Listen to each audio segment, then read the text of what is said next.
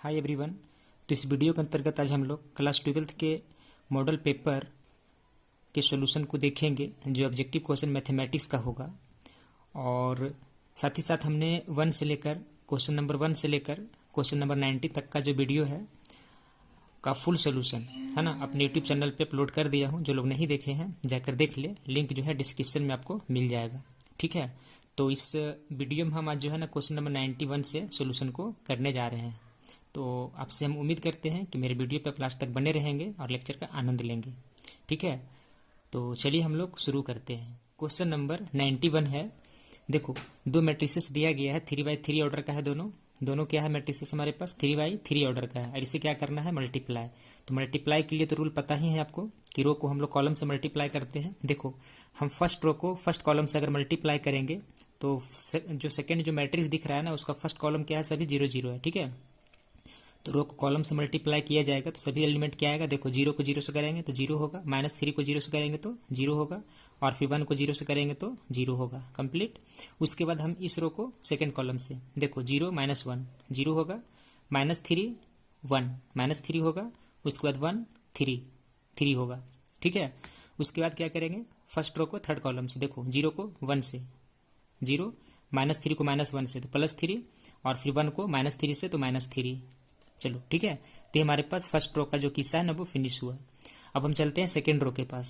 ये हमारे पास R1 है, ये R2 है और ये क्या है मेरे पास R3 है। ठीक है, ये C1 है, ये C2 है, ये C3 है। देखो अब क्या करना है R2 को जो है ना कॉलम 1 के पास चलते हैं लेकर। देखो 2 को 0 से करेंगे तो 0 आएगा, -1 को 0 से तो 0 और फिर 1 को 0 से तो 0। ठीक है, उसी तरह से अब हम चलेंगे 2 को -1 के पास तो -2, उसके बाद -1 को +1 से -1, उसके बाद 1 को 3 से 3। अब हम चलते हैं इसी सेकेंड रो को थर्ड कॉलम के पास लेकर। देखो 2 को 1 से करेंगे तो कितना आएगा 2, फिर -1 को -1 से +1 होगा और फिर 1 को -3 से तो -3 होगा।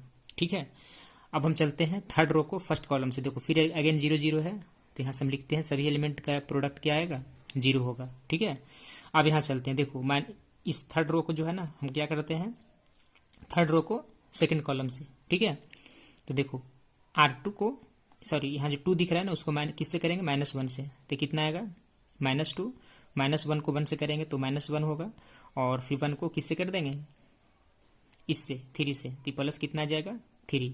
अब हम चलते हैं इसको कॉलम 3 के पास लेकर। देखो 2 को 1 से करेंगे 2 होगा, उसके बाद -1 को -1 से करेंगे तो +1 होगा और 1 को -3 से करेंगे तो -3 आएगा। यानी कि इसका जो प्रोडक्ट निकल कर आ रहा है वो मैट्रिक्स क्या बनेगा 0 0 0 3 3, ये भी 0 आएगा, 2 और 1 3 -3 और +3 ये भी 0 और अगेन ये भी 0। सारे एलिमेंट क्या आ गया 0 0 0। तो ये जो है ना इसका क्या निकला फाइनल प्रोडक्ट। ठीक है, यानी अगर हम इसके ऑप्शन की बात करें तो option number D is correct. Question number 92 है। A box has 100 bulbs out of which 10 are defective. तो क्वेश्चन पूछा गया है the probability that out of a sample of 5 bulbs none is defective is. देखो कहने का मतलब इस क्वेश्चन में है, प्रोबेबिलिटी का क्वेश्चन है। टोटल नंबर ऑफ बल्ब क्या दिया हुआ हमारे पास, total number of bulbs equal to 100 है। ठीक है, टोटल बल्ब कितना है 100, उसमें से जो डिफेक्टिव बल्ब है डिफेक्टिव बल्ब हमारे पास 10 दे रखा है। तो बताओ नॉन डिफेक्टिव कितना आ जाएगा,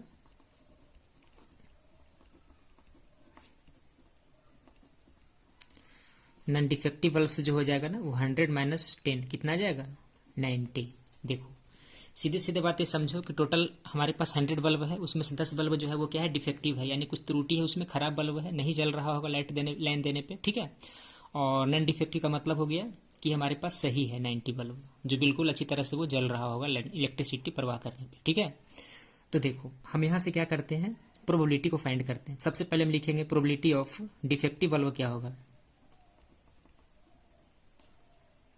डिफेक्टिव लिख रहा हूँ। ठीक है, इसको क्या आ जाएगा टोटल 10 और y 100, 10 10 जा 100, ये 1y कितना आ गया 10।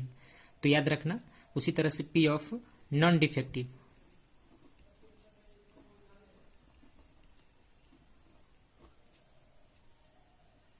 नॉन डिफेक्टिव, ठीक है। कितना आ जाएगा 90/100, तो ये आ जाएगा 9/10, ठीक है। तो यहाँ तक तो कोई प्रॉब्लम नहीं। अब देखो क्लियरली हम लोग यहाँ पे साफ साफ पता चल रहा है कि प्रोबेबिलिटी में हमने इस तरह क्वेश्चन को करने के लिए एक फार्मूला को पढ़ाया था। वो क्या था कि जब ऐसा सिचुएशन आता है ना तो उसे हम क्या करेंगे, P equal to 1/10, Q equal to 9/10, and जो n है, n का मतलब क्या, तो n जो है हमारे पास वो क्या पूछा गया है, out of sample of 5 bulbs, है ना, वही n होता है, 5 बल्ब जो बोल रहा है। देखो ऐसे क्लियर। तो देखो ध्यान देना, यहाँ से हमसे जो पूछा गया है ना, वो पूछा गया है probability of none is defective, है ना। क्या पूछा है, नॉन इज डिफेक्टिव। देखो इसका मतलब क्या होता है, देखो सीधे सीधे ऐसे समझो, हम कह दिए कि 100 बल्ब हमारे पास है, उसमें से 10 जो है खराब है और 90 क्या है, सही है। लेकिन हम कहते कि वैसा बल्ब का प्रोबेबिलिटी बताओ जिसमें से कोई भी खराब नहीं है, यानी कि जो 10 बल्ब खराब दिख रहा था वो भी खराब नहीं हो, है ना। इस तरह के कंडीशन का प्रोबेबिलिटी फाइंड करना। तो सीधे सीधे हमने बताया था कि वैसे बल्ब इसमें हम अगर लेना चाहते हैं तो उसको हम डिनोट क्या चीज़ से करते हैं, probability of x equal to 0 से। यहाँ पर 0 क्या शो करेगा, तो याद रखना r को शो करेगा, ठीक है। यानी n इक्वल टू 5 था तो r इक्वल टू कितना आ जाएगा, यहाँ पे 0 आ जाएगा, है ना। अब क्या करेंगे, probability of x equal to 0। मैंने यहाँ पे 0 क्यों लिखा, क्योंकि हमसे पूछा गया है नन इज डिफेक्टिव, यानी जो बल्ब डिफेक्टिव है वो भी डिफेक्टिव ना हो तो क्या करेंगे, तो उसको हम क्या करेंगे, एक भी मतलब कि डिफेक्टिव नहीं होना चाहिए, है ना। क्वेश्चन वही बोला है ना, नॉन इज डिफेक्टिव, यानी कोई भी बल्ब डिफेक्टिव नहीं होना चाहिए। तो हम क्या करेंगे उस केस में, कोई भी नहीं, यानी कि 0। कोई भी नहीं का मतलब क्या, 0, ठीक है। तो इसको हम लोग देखेंगे। तो देखो इसका फार्मूला होता है, फार्मूला में क्या बताया गया था, वो होता है NCR, उसके बाद P टू द पावर क्या होता है R, और into Q to the power होता है N-R, ठीक है। अब इस वैल्यू को हम क्या करेंगे, इस फार्मूले में सभी वैल्यूज को पुट करेंगे। देखो पुट करते हैं, n की वैल्यू क्या रखेंगे 5, तो यहाँ आ जाएगा 5c, और r की वैल्यू है 0, into P to the power क्या है r है, r की वैल्यू अगेन 0 है, और p की वैल्यू क्या लिया था हमने 1/10 है, सॉरी, यहाँ से 1/10 रखेंगे, और इसकी पावर 0, और q की वैल्यू क्या लिया था हमने 9/10, तो यहाँ से आ जाएगा 9/10, और इसकी पावर है n-r, n की वैल्यू क्या लिए थे 5, और -r की वैल्यू 0।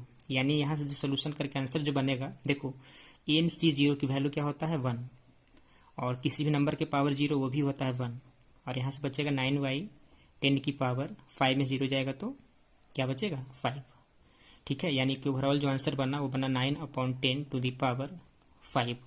तो इस क्वेश्चन का फाइनल सोल्यूशन हो गया, यानी option number C is correct. Question number देखो 93 है, sine inverse 4/5 plus sine inverse 11/61, है ना। देखो इसका वैल्यू पूछ रहा है कि क्या होगा, तो हम लोग डायरेक्ट इसका जो है ना फार्मूला अप्लाई करते हैं, ठीक है। तो sine inverse x plus sine inverse y का जो है ना एक फार्मूला होता है, वो मैं थोड़ा सा यहाँ पे लिख दे रहा हूँ। Sine inverse x plus sine inverse y अगर रहे, ठीक है, तो क्या करना है इसको, साइन इनवर्स यहाँ से होता है x √1 माइनस बाई स्क्वायर, और प्लस होता है यहाँ से क्या बाई √1 माइनस एक्स स्क्वायर। देखो टोटली क्या है ना फार्मूला है, ठीक है। तो इसी को यहाँ पे अप्लाई करेंगे। तो चलो फटाफट में बैठाता हूँ इसे। देखो साइन इनवर्स, हाँ यहाँ पे क्या है x, ध्यान देना स्टूडेंट्स, x की वैल्यू कितना है 4/5 इंटू √1 माइनस बाई स्क्वायर का मतलब 11/61 का क्या लिखेंगे स्क्वायर, ठीक है, प्लस अगेन क्या है y की वैल्यू क्या लोगे 11/61, और अंडर रूट क्या है 1 माइनस एक्स स्क्वायर, तो 1 माइनस एक्स की जगह पे कितना लिखेंगे 4/5 की स्क्वायर, बस। अब इसी को सिंप्लीफाई कर देंगे, आंसर हो जाएगा, ठीक है। तो फटाफट चलो करते हैं। देखो साइन इनवर्स यहाँ समझो 4/5 और इंटू, देखो ये जो 61 का स्क्वायर है ना वो यहाँ आएगा, तो अंडर रूट कितना आ जाएगा 61 का स्क्वायर माइनस 11 का स्क्वायर, और अपॉन 61 का स्क्वायर रूट से बाहर होगा तो सिर्फ 61 आएगा, प्लस उसी तरह से 11/61, और यहाँ से क्या आएगा अंडर रूट, देख लो 5 का स्क्वायर माइनस 4 का स्क्वायर, और y यहाँ से 5 का स्क्वायर जो है ना वो क्या होगा सिर्फ 5, ठीक है। अब अगेन क्या करना होगा यहाँ से, देखो साइन इनवर्स 4/5, ठीक है। रूट देखो इसको a plus b into minus b से तोड़ो तो बताओ 61 और 11 कितना होता है 72, और इंटू 61 में से 11 गया तो 50, और 61 तो है प्लस 11/61 अंडर रूट। इसको भी सेम करेंगे तो 5 और 4 कितना होता है 9, और इंटू 5 में से 4 जाएगा तो 1, यानी a plus b into minus b से उसको भी हमने तोड़ दिया। देखो और इस तरह से लिख दिया। क्लियर। अब यहाँ से काम करो साइन इनवर्स 4/5 इंटू देखो ये जो 72 है ना इसको लिखो 36 गुना 2, तो 36 का स्क्वायर रूट 6 हो जाएगा, और इंटू 50 को लिखो 25 गुने 2, तो 25 का स्क्वायर रूट 5, और इसका वाला 2 और इसका वाला 2 वो भी रूट में है ना, वो भी बाहर होगा तो सिंगल 2 बाहर आएगा, और अपॉन कितना आएगा 61, प्लस सिमिलरली 11/61 इंटू 9 का स्क्वायर रूट 3/5। क्लियर। अब देखो साइन इनवर्स कुछ कटेगा, कट रहा है, 5 से 5 काट दो यहाँ से, और कटेगा नहीं कटेगा। चलो तो मल्टीप्लाई करते हैं, 6 4 जा 24 और 2 जा कितना आएगा 48/61 है ना, प्लस यहाँ से 11 दिया 33 33, अब 61 5 जा कितना 61 गुने 5। चलो मैं ऐसे रखता हूँ। अब देखो अब यहाँ से क्या करना है, दिस इंप्लाइज साइन इनवर्स। देखो इन दोनों का जब एलसीएम लिया जाए तो कितना बनता है 61 गुना 5, ठीक है। तो 61 से 61 कटेगा तो 48 बचे कितना होता है 8 पे 40 की 0 कैरी 4 24 240 है ना, और प्लस कितना आ जाएगा यहाँ से 33।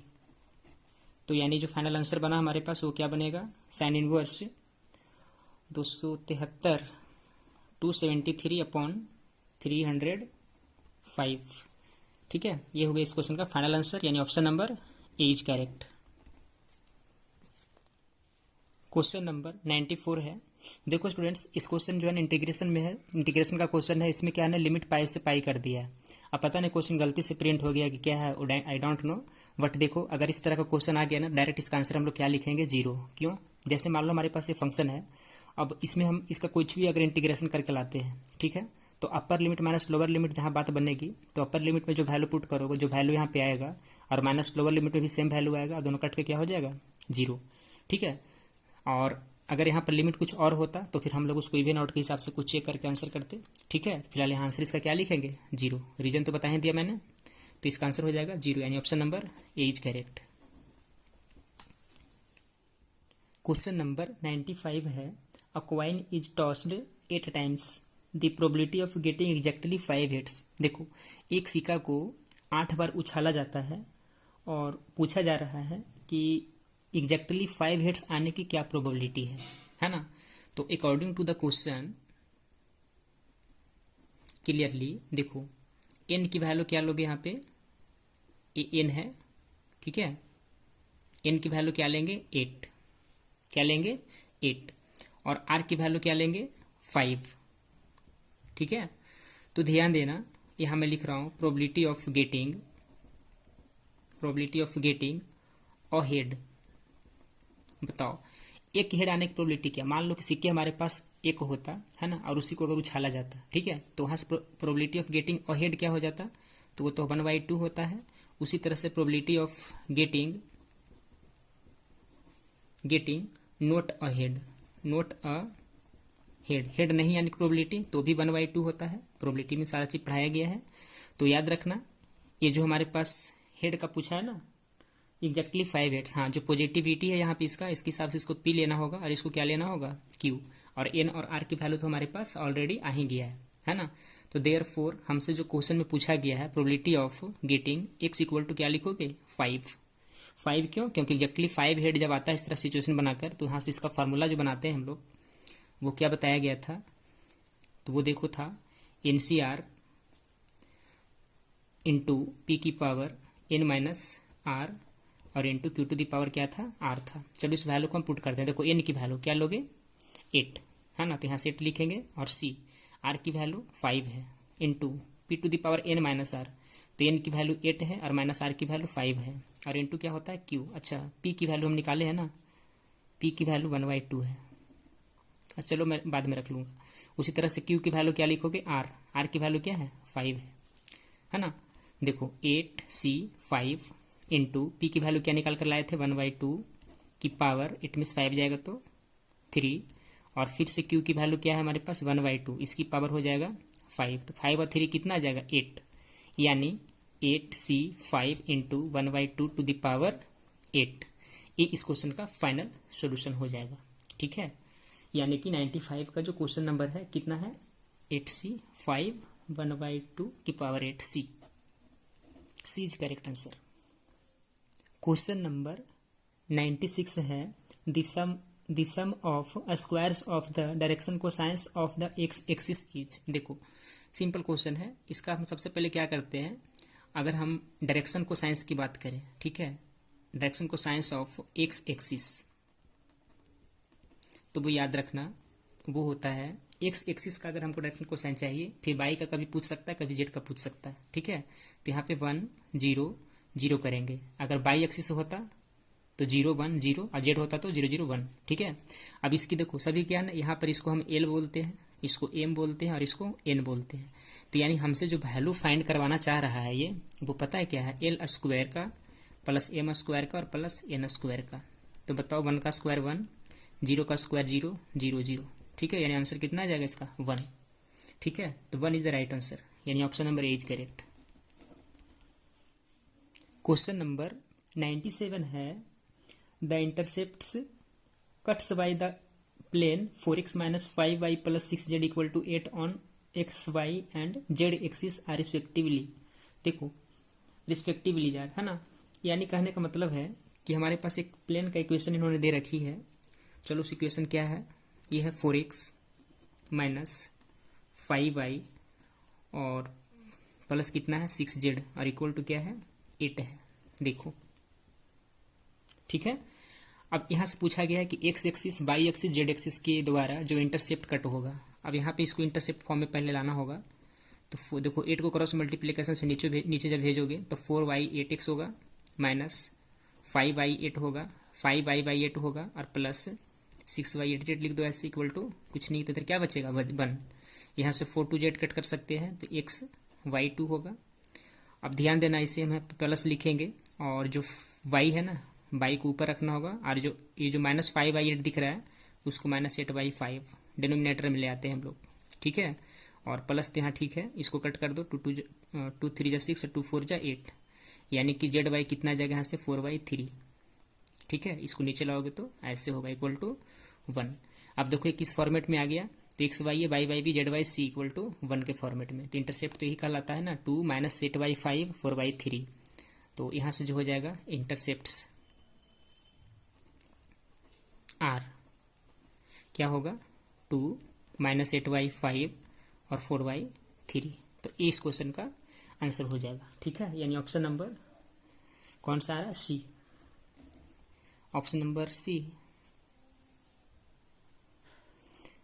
Option number A is correct. इसका सी नहीं होगा, ऑप्शन नंबर क्या होगा ए होगा। ठीक है, 2 - 8/5 4/3। तो इस क्वेश्चन का फाइनल आंसर हो गया option number A. Question number 98 है the minimum value of z equal to 3x - 2y subject to the constraints 2x + y less than equal to 4, x greater than equal to 0, y greater than equal to 0 is. देखो ये भी probability का question है। सबसे पहले हम काम करते हैं, z की जो वैल्यू दिया हुआ है वो क्या है 3x - 2y। ठीक है, और कॉन्ट्रेंस के रूप में क्या लिखा है इन्होंने 2x + y less than equal to 4 है, और उसके बाद x greater than equal to 0 है, और देन क्या है y greater than equal to 0। देखो हमने बताया था कि इसको जब भी सोल्यूशन की अगर बात किया जाए तो बस कुछ नहीं करना है, जो भी हमारे पास इक्वेशन है ना, इन इक्वेशन इसको पहले इक्वेशन के फॉर्मेट में बना लो, 2x + y इक्वल टू 4, और इसका हम क्या करते हैं ग्राफ पे प्लॉट करते हैं इस तरीके से। ठीक है, ये x है ये y है। ठीक है, x की वैल्यू अगर 0 करोगे तो y 4 आएगा, y की वैल्यू 0 करोगे तो x की वैल्यू कितना आएगा 2 आएगा। ठीक है, इससे अगर ग्राफ पे प्लॉट किया जाए तो देखो क्या बनेगा 1 2 3 4 1 2 3, सपोज दैट 4 यहाँ है। देखो 0,4 तो यहाँ होगा और 2,0 यहाँ होगा, है ना। तो इसे क्या करोगे इस लाइन से हम लोग ज्वाइन करते हैं। देखो एक ग्राफ बन गया 2x plus Y equal to 4 का। अब देखो, अब हमने क्या बताया था यहाँ से कि जो ओरिजिन होता है 0 0, ठीक है, इस पॉइंट को ए मान लो, इसको बी मान लो, ठीक है। अब यहाँ जो ओरिजिन का कोऑर्डिनेट होता है इसे हम क्या करते हैं, इस इक्वेशन में क्या करते हैं, यहाँ पे इस इन इक्वेशन में है ना पुट करते हैं। देखो x की वैल्यू 0 रखोगे, y की वैल्यू 0 रखोगे, तो क्या ये जो स्टेटमेंट है, ये जो कंटेंट है वो सही है। अगर सही है तो ओरिजिन की तरफ पेंटिंग होगा यानी कलर होगा, ठीक है। फिजिबल रीजन की बात कर रहा हूँ मैं। तो 0 लेस देन, हाँ सही है, यानी कि इधर का होगा, ठीक है। और ग्रेटर दोनों x y तो पता ही है, यानी कि ये वाला जो रीजन है ना वो क्या हो जाएगा, कलर हो जाएगा इसके हिसाब से, ठीक है। तो यानी कि जेड की जो मिनिमाइजेशन जो चेक होगा वो 3 पॉइंट पे होगा। एक तो 0 0 पे होगा, एक इस पे होगा और एक इस पे होगा। तो चलो मैं डायरेक्ट लिख रहा हूँ जेड एट ए ऑफ 04 क्या बनता है। देखो जेड इक्वल टू, याद रखना 3x है, x की वैल्यू क्या रखोगे 0, ये तो खत्म, 4 2 -8 होगा। उसी तरह से जेड एट बी ऑफ 2 0, तो यहाँ पे x की वैल्यू 2 रखेंगे, 3 2 6 होगा और ये 0 हो जाएगा, यानी कि जेड इक्वल टू कितना आ जाएगा 6। और एक हमारे पास जो लास्ट पॉइंट बचा है वो क्या है, जेड एट 0 0, तो जेड की वैल्यू डायरेक्ट कितना आ जाएगा 0। तो बताओ किस पॉइंट पे इस फंक्शन की वैल्यू जो है मिनिमम हो रहा है। तो हमारे पास एक वैल्यू 8 आ रहा है निकल कर, जो कि माइनस में है, एक 6 है जो कि प्लस में है, और 0 तो 0 है। तो मिनिमम वैल्यू -8 आया, यानी कि इसका जो मिनिमम वैल्यू हो जाएगा -8, ठीक है। तो इस क्वेश्चन का फाइनल आंसर हो जाएगा option number C is correct. Question number 99 है, the distance of the plane x plus y plus z plus 17 equal to 0 from the point 1 to 5। देखो ये भी अच्छा क्वेश्चन है। इसका मैं थोड़ा सा यहाँ पे क्या कर रहा हूँ ना, डायग्राम बता रहा हूँ पहले। देखो सपोज करो मेरे पास एक प्लेन है, ठीक है, और इसमें जो है ना डिस्टेंस निकालना है। एक पॉइंट है, ये पता है इस पर परपेंडिकुलर होता है। एक पॉइंट हमने यहाँ पे मान लिया ए ऑफ 1 2 5, ठीक है। और यही पॉइंट यहाँ पे पी ऑफ क्या लेते हैं, x1 y1 z1 ऐसे लेना रहता है, ठीक है। चलो, अरे जो प्लेन है ना इसी की इक्वेशन इन्होंने किताब में जो है दे रखी है, मतलब मॉडल पेपर में, x plus y plus z plus 17 equal to क्या है 0 है, ठीक है। तो पूछ रहा है कि डिस्टेंस यानी परपेंडिकुलर डिस्टेंस जो है वो कितना होगा।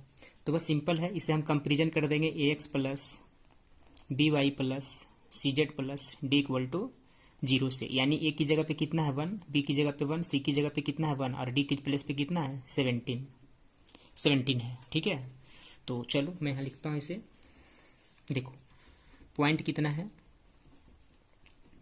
पी ऑफ 1 2 5, और equation of plane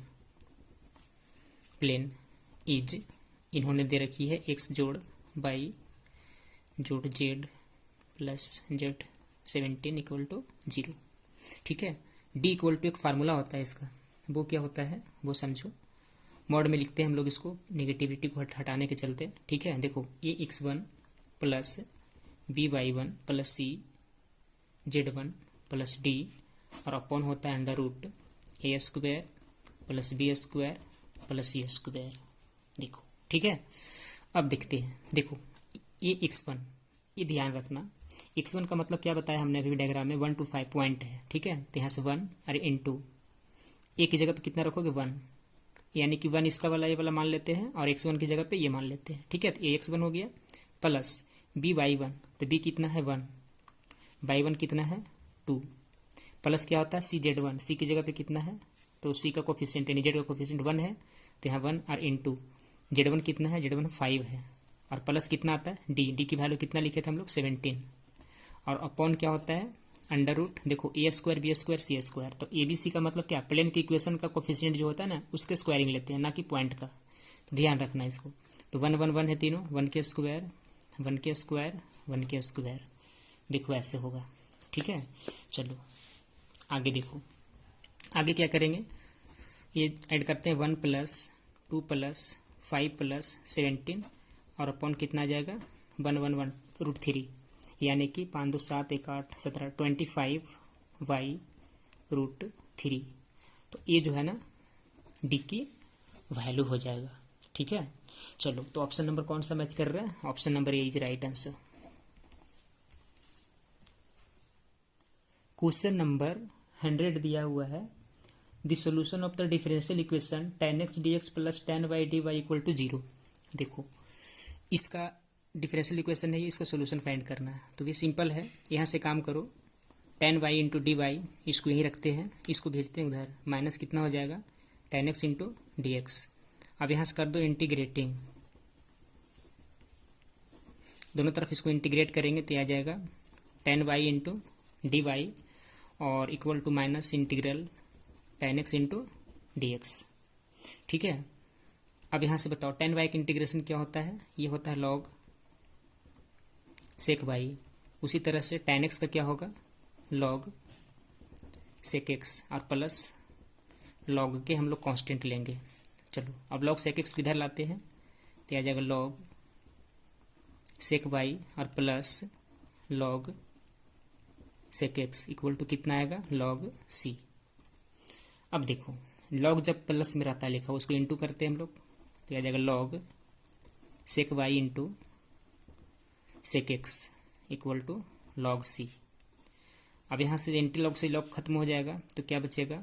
sec x into sec y equal to के ऐड कर रहा था मैं ना, ये के था।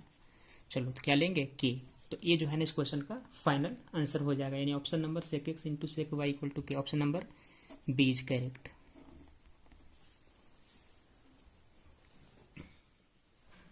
तो हेलो मेरे प्यारे बच्चों, क्वेश्चन नंबर 1 से लेकर 100 तक का ऑब्जेक्टिव क्वेश्चन का सॉल्यूशन का सफ़र हमारे साथ कैसा लगा आपको कमेंट सेक्शन में ज़रूर से ज़रूर बताइए।